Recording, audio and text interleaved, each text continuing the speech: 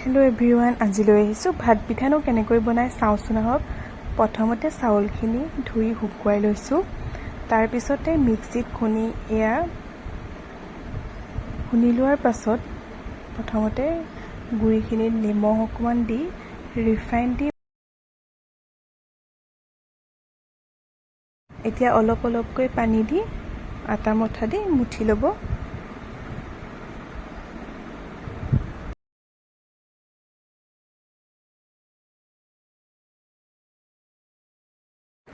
এয়া দেখিছে নহয় কেনেদৰে ডৌটো বনি গৈছে।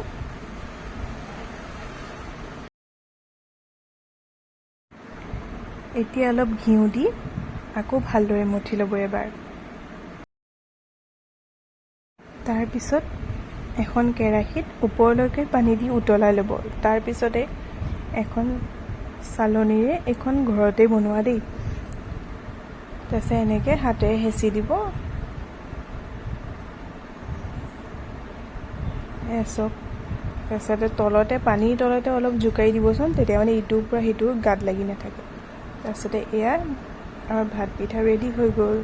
কেনেকুৱা লাগিছে জনাব দেই।